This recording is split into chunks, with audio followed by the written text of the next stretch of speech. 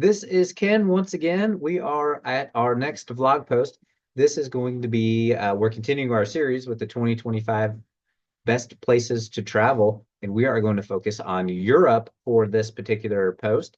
And yes, we are becoming a little bit, wouldn't say we're European experts, but we definitely got a lot of action in our Mediterranean cruise.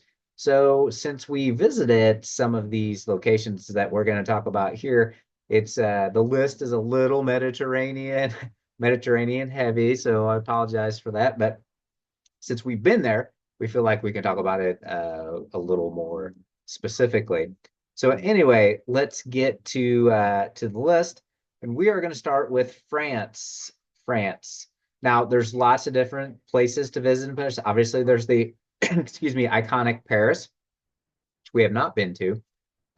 We would recommend going to Marseille, which is on the coast as well. We have not actually been to Marseille, but we did check off France from our list of countries to see on our cruise, and we were in Nice, France.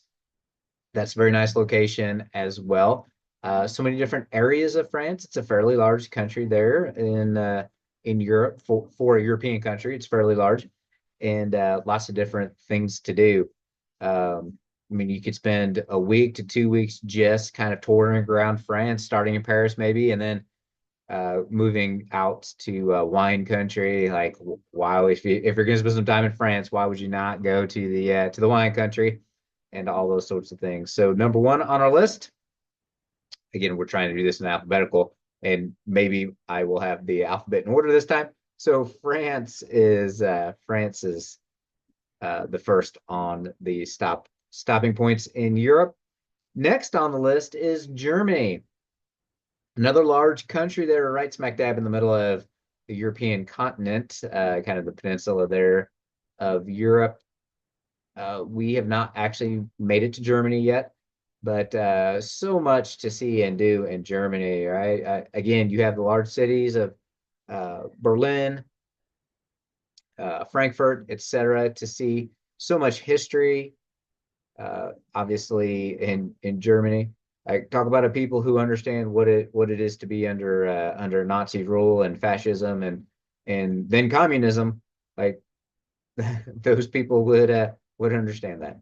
Uh, so much to soak in Germany, and a very underrated wine country there as well, especially the R Valley, AHR, the R Valley there. If you want to take some time and tour around Germany for a while. So Germany's the next entry on the list.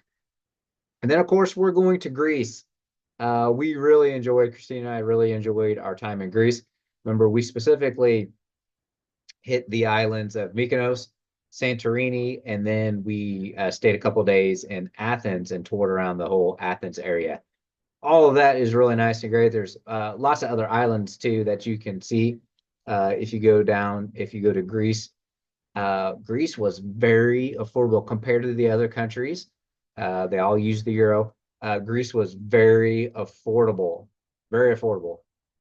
So we recommend Greece. Also, through our vacation club, we have Secrets Resorts opening in Greece as well. So you could always hit us up, and we could hook you up with some deep discounted spots there if you want to stay at a particular resort. But Greece, and I mean, heavens, not to mention the scenery and the great, going from the great beaches to the scenery of Santorini, up there on the I guess I'll say mountaintop sticking out of the water there, which is Santorini. Uh, I mean, just the history. I mean, just to immerse yourself in the history and all that stuff, it's something to behold. If we go back to Europe, we might for sure stay at Greece for an extended period of time. So next on the list, kind of keeping in the same lines of like immerse yourself in history and how can you not go see this? Like if you're gonna do a European tour somehow, is Italy. I'm kind of partial to Italy. I am my mom's half Italian, so what I'm a quarter Italian probably. And there's so much to do in Italy, very distinct areas like northern Italy and southern Italy. Um, again, not a fan of Rome specifically, or the large cities. Uh, Naples, Napoli was much better. Again, the graffiti off the charts there in all of Europe. Uh, but there's plenty to see. I might do a northern, like the Tuscany region, northern part, give to Venice and Florence and all of that.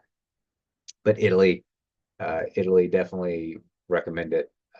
Recommend as a destination. And of course, we're Catholic, so Vatican City, and hopefully we can go back to Vatican City sometimes if we did not actually get into the chapel and see the Sistine Chapel and all of that. We just didn't have enough time, but um, I was there.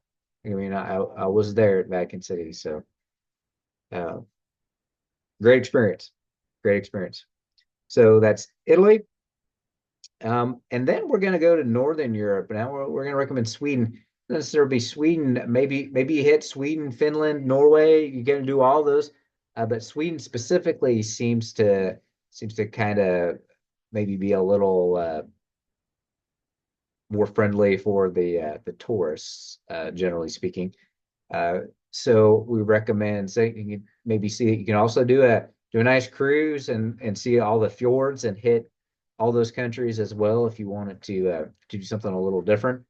But we recommend Sweden and or the Scandinavian countries there. I mean, the natural beauty alone. Uh, Obviously, you got to do that in summer unless you want to freeze your tuchus off. but uh, but we recommend Sweden. And then we have a couple of bonuses, a couple of bonus European areas. There's so many different spots to choose from. Like we've been England, Ireland, Holland, all those different places, right? I mean, the Czech Republic. Uh, but our first bonus is Portugal. We're going to kind of stay in the Mediterranean, the coast, and kind of Portugal is there right at the tip of the peninsula. Definitely an up and coming country, much more inexpensive than trying to go to France or Spain, even Italy for that matter. So Portugal is a good place to visit that we would recommend. And then our other bonus there, going back to the middle, would be Austria, Vienna specifically. Right, like there's that be right there in the heart of the mountains and all of that, and the iconic views. Again, steeped in history, so much to do in Vienna. Uh, if you're a music fan, you get the operas and all of that, the food, the just all kinds of things. And of course, Vienna is on the Danube River.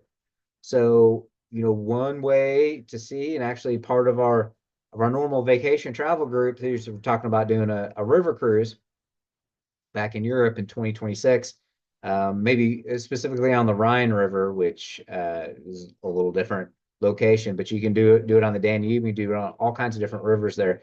Great way to see a bunch of countries and cities and all that. But river cruises are very expensive. They're all inclusive. So your shore excursions and all of that are included in there too. But typically, if you're looking to do, say, 10 days, if you go to Europe, 7 days really is enough. I mean, it's a whole 24 hours there flying, it's a whole 24 hours back flying. And so you kind of lose 2 days there. So you want to spend some time, if you're going to plan, a cruise to see various things, you want to spend some time. So you want to do, 10 days to 2 weeks for sure. And that can get pretty pricey. It's like $10,000 to $15,000, depending on the area and what river cruise and the itinerary that you choose. So, anyway, we recommend that for Europe. Lots of different ways to kind of get Europe. If you have any questions, feel free to hit us up. We are getting more and more knowledgeable about all things Europe now that we have to hopped across the pond there, so to speak, and dabbled visiting some of those locations as well. With that, we will see you in the next blog post.